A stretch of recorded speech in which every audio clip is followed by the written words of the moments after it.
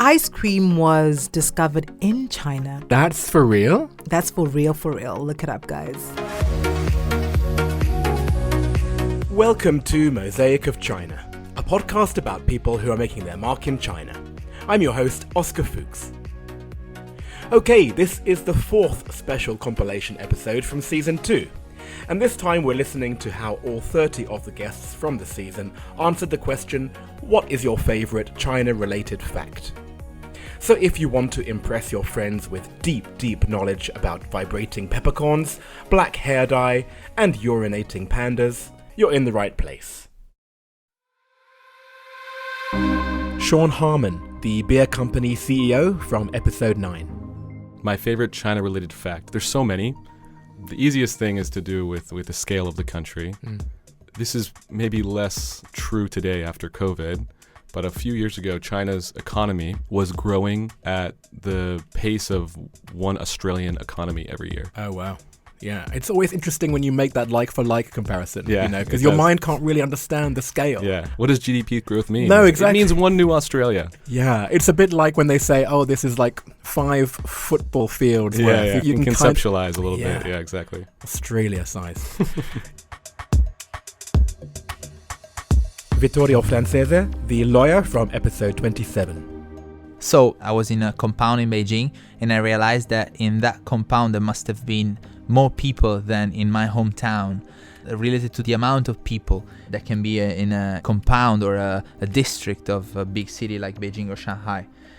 My hometown is called Trani. It's on the east coast of Puglia, so it's a very nice old town with a cathedral on the sea, but no more than 50,000 people. So kind of hard for me to imagine the amount of people I would have faced here. Catherine Wong, the Peruvian healer from episode 4. There is a temple of my ancestors somewhere in Guangdong. So for me, that was very interesting. And it's specifically your clan? I believe so. I believe Wongs, they all come only from one line. Michelle Chu, the improvisational comedian from episode 20. I think the most impressive fact about China is that China is colorful enough and is big enough. For example, Guangdong province and Mongolia. In Mongolia, province. right? Yeah, in Mongolia. So one is very cold, like outside the Great Wall. But in Guangdong province, lifestyle is quite different. Zhang Zhiyuan, the humanities professor from episode 3. The variety in China is little, because I know it is diverse, but compared to the size of continental Europe, it should be as diverse, but the truth is not. Björn Dahlman, the Swedish clown from episode 17. The fact that you can walk in a park and you meet old men and women who actually has amazing kung fu skills. I have this 70-something-year-old teacher in Shanghai. He was teaching me spear fighting, this long 3-meter spear, and he showed me and a bunch of other 30-something guys, okay, so this is how you hold a spear in one hand. And 4 of us, we couldn't lift the spear, it was too heavy. And this teacher, without an effort, just takes it up with one hand, hold the very edge of it, and balance it perfectly. And you see these things happening all the time, and it's like, yes, Crouching Tiger, Hidden Dragon, Fairy Tale China is still alive. Jamie Barris, the street food expert from episode 2. So this one's about Sichuan peppercorn. Sichuan peppercorn actually gives you paresthesia in your mouth, so it feels like your tongue and your lips are vibrating, which is cool in and of itself, but they've actually done studies to see at what frequency it's vibrating, and it turns out it's 50 hertz, which is the same frequency as the Shanghai power grid. Nonolo Bengu, the African community organizer from episode 14. Ice cream was discovered in China. What? But perfected by the Italians. Wow, that's for real? That's for real, for real. Look it up, guys. Seth Harvey, the education coach from episode 19. the sport of football, soccer, was actually invented in China. England takes credit for it, but it actually predates England, and football is a Chinese sport. That's a good one. I think the English, we are the ones who invented the rules. So we like to invent rules and plant flags and stuff like that. Yeah. AJ Jane, the car designer from episode 21. This one's interesting because it's kind of related to India. By India banging into China, it means all the water flows south. And all the rivers flow south. So India's got plenty of land and arable land and rivers and fertile plains of the Ganges and what have you. And they've got the luxury of being vegetarians and then living off the land, whereas China's got to, find arable land. And only 2% of the world's arable land is consumed by 20% of the world's population. So that means the Chinese people are super resourceful, whether they cut steps into mountains, they eat different things. And I think that is also what makes them intrinsically programmed for innovation. Survival is their innovation. Murray King, the public affairs leader from episode 29. The word Shanghai means up from the ocean. Shang means up, and hai means ocean. And I think many people use that name without ever stopping and thinking, why is it called Shanghai? So this is one big river delta. It's just silt deposit over hundreds and thousands of years. And we're about maybe a meter or less above sea level. So literally this is a city which hasn't just risen vertically in the last 20 years as we see the beautiful skyline of Lujiazui. It's a physical creation that has risen up from the ocean. It's still being created. If you've ever seen, as maybe when you land at Pudong Airport and looked out at that coastline, there's mudflats that just stretch out into infinity. And the water is a very brown color. It's silt coming down the Yangtze River and being deposited in the East China Sea. So Shanghai is continuing to be created. DJ B.O., the DJ from episode 23. In the 1930s, Shanghai was the 5th biggest city in the world. And if you were a foreign person in the concessions, the rules of China did not apply to you. Shanghai has a great history of jazz, opium, and whores, and I hope to be keeping up that tradition, if not specifically, at least in spirit. In America, you have what's called the old weird America, but Shanghai has an old weird past as well, and I hope to manifest that in what I do. Yorvana Zhang, the handicrafts designer from episode 8. Fascinating thing about China for me is the length of the history. Is that the guys didn't change even the writing since the ancient time. It's a persistence on Chinese way. It's fascinating for me. Cassandra Chun, the heavy metal bar owner from episode 16. I really admire the first empress in Tang Dynasty, which is the only empress in the Chinese history. Wu Zetian, right? Yes. Tell me why. She was fighting from the bottom to the top of her life and run the country and make it strong. So as a woman at that time, it's very impressive. Vladimir Jurovic, the brand naming expert from episode 13. I was reopening Sun Tzu Art of War. It's a teaching material for kings and lords. And when I was reading it, I was still getting a lot of ideas that are so contemporary. And one of the principles was the Tao, for example, the ethics, the road, the purpose. I was quite happy to see that Sun Tzu precept of like the best way to win a war and to build your team is to work on your Tao, which is, I think, part of what a brand do. So I was like, this fact of how much it applies to today's world, and it relates in a way to what I do. So I felt like this fact is still something that is very memorable for me. Nice. And I like it how you can distill 3,000 years of Taoism into branding. Of course. Jiyong, the transgender teacher from episode 30. It will be something that I've recently discovered is that in Fujian province, there is a rabbit deity that's dedicated to homosexuals. And I think that's amazing that in Chinese mythology that there is a deity that's actually dedicated to gay relations. Why a rabbit? I am not sure. Casey Hall, the fashion journalist from episode 22. Big numbers in China, I think. As a Chinese language learner, I don't know whether you've had the same thing, but big numbers are the hardest thing for me. Yeah. The way that Chinese people organize big numbers is by tens of thousands and then by hundreds of millions, which is not a natural thing for an English speaker to be able to translate directly. So I will write down a number and have to put all the zeros and then count back and do a comma after every 3 zeros in order to be able to do it. And my Chinese friends do the same thing when they hear English big numbers, but they have to do a comma after every 4 zeros so that they can understand it. Louise Roy, the childbirth and lactation specialist from episode 6.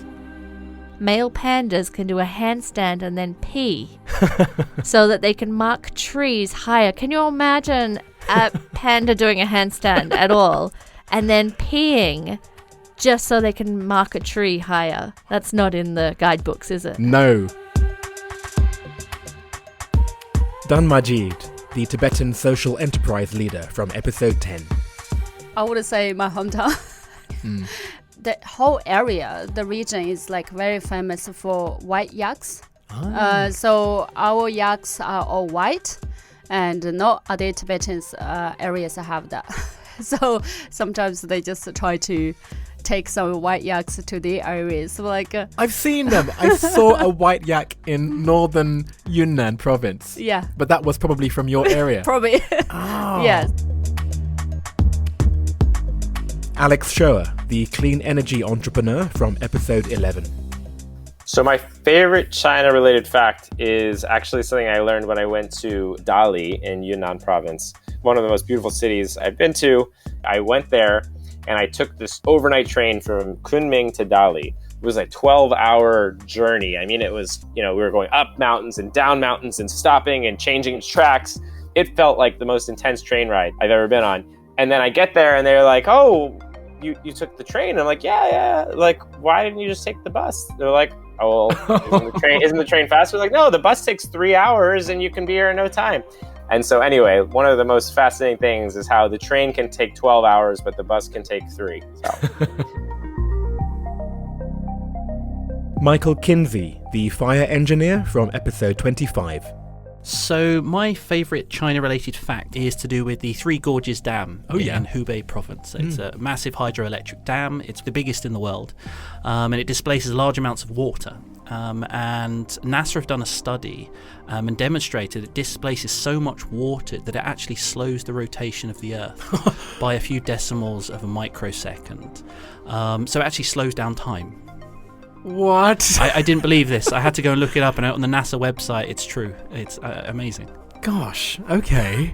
Do you remember that Superman movie where he goes around so fast? Yeah. He goes around so fast. Yeah. And then he reverses time. I think it must be to do with that. He should have gone to Hubei. Douglas C., the island businessman from episode 15. Coming from Sinsa Island, one of my favorite facts is that Sinsa used to be part of Shanghai. And I think it's been 7 or 8 times now that Sinsa has applied to be part of Shanghai again, to return to the fold. Oh, wait, so they are being quite open about wanting to leave Zhejiang province. They apply to Beijing all the time. Right. Yeah. This is the kind of cross-provincial competition that the everyday person wouldn't really be aware of, right? Yeah. Zhejiang, which is a very strong and wealthy province, to get 50% of what Shanghai makes from the cargoes for all the shipments. Because there are no deep ports in Shanghai, it's all the ones around, like on Shengsi Island. Well, they get transferred to smaller boats, which is what you guys see on Huangpu River. Right. So the big ones come to your island, and then it's a transshipment port. I'm just one of many islands. Salome Chen, the investor and developer from episode 24. Jiangnan, which refers to the Yangtze Delta region, it arouses this nostalgic feeling. Yeah. So Jiangnan, what is that area? Shanghai and maybe part of Zhejiang province and the south part of Jiangsu province. Yeah. They're historically connected, aren't they? Yeah. Because we don't use really Jiangnan very often, do we? Or do you hear that a lot? When we talk, when you speak, you don't use that much. But when you write, it's still very poetic. People use it a lot. Zhang Yuan, the performance art exhibitor from episode 7. In a way, our society is more like a performative society. If you really calm yourself down as an observer or as someone outside, and then you observe what is going on these days in China, it's a theater. Particularly when you go outside of China, how they see you as a Chinese and how they see what is happening in China, then you would feel much more about this. Wendy Saunders, the architect from episode 12. I was convinced that Chinese people, their hair never goes grey. After a while, I realized that actually everybody dyes their hair. And even the men and all the politicians and everybody, they all dye their hair black. Especially men. And the men, I mean, the women, okay, they dye their hair like already for ages, everybody does it. But the men, and this kind of fear of looking old, it was something that really surprised me so much, because on the other hand, in China they respect the old so much more than we do in the West. So I really can't understand that duality of it. I still don't understand it. Zhao Huiling, the Africa travel vlogger from episode 28. So my favorite thing about China is safety.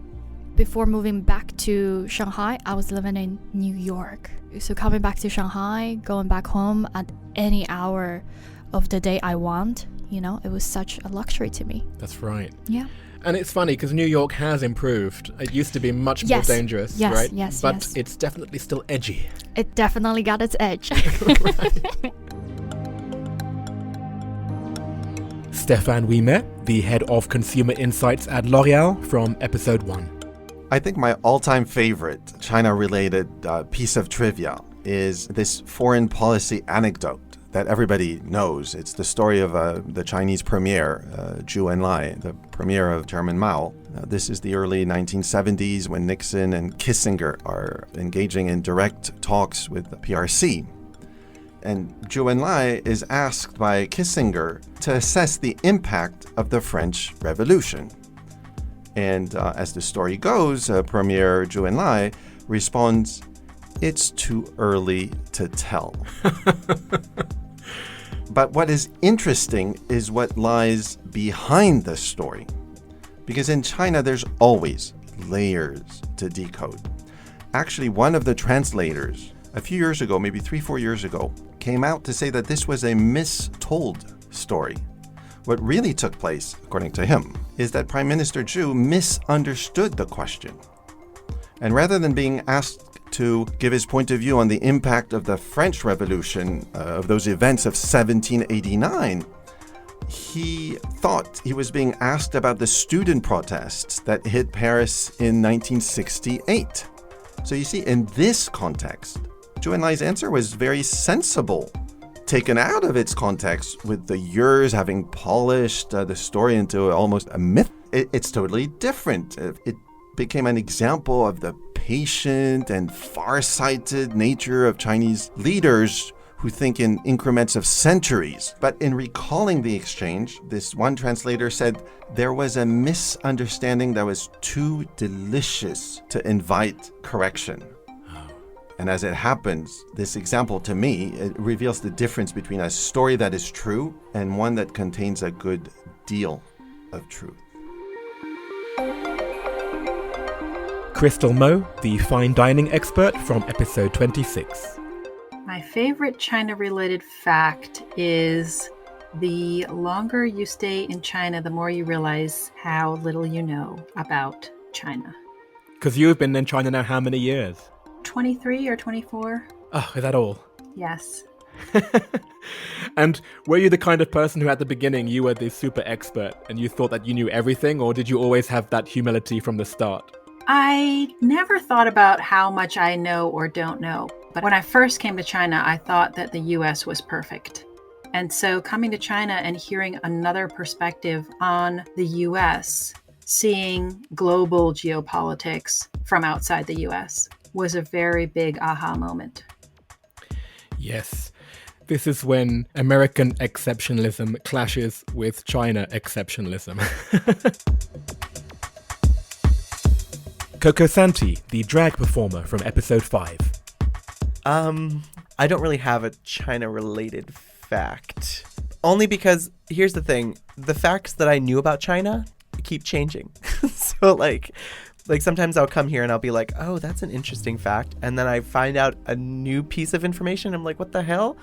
I learned it a different way. That doesn't work out at all for me. So I don't have one. Oh, that's a good one. Yeah. Joe McFarland, the product sourcing leader from episode 18. Feng Shui. So we have to make sure that we get that right in the office. So everything's got to be facing south for the best position, and it will keep evil away. In general, southern China seems to be more into feng shui than Shanghai and northern China, wouldn't you say? Or you would say differently? I know quite a fair few local friends who've moved apartments and they get the feng shui guy round to check it out. There you go. Before they move in. Oh. Oscar, have you not had your apartment feng shuied? I have not. That would explain why I've lost so much money. Doing this bloody thing.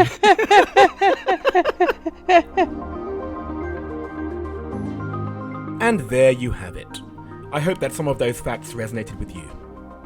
For me, I couldn't help but think about what Murray King said about Shanghai being a low-lying metropolis only slightly above sea level. That reminded me of the importance of the discussions that have been taking place over the last week about climate change and the rising sea levels. Since it's a fact that Shanghai means above the sea, it would be nice if we could keep it that way in the future, wouldn't it? Mosaic of China is me, Oscar Fuchs, with artwork by Denny Newell. Speaking of Shanghai, the temperature here has just dropped 10 degrees Celsius, and Mr. Fragile here has immediately caught a cold. So I'll keep this short and get back to my regime of herbal teas, so that I can be back again in a couple of weeks for the next compilation episode.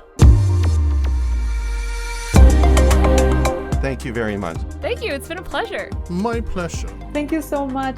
Oh, hey, thanks. Thank you very much. Thank you. Thank you. It's been a pleasure. Thank you. Thank you. Thank you. Thanks. Thank you. Thank you. Thank you.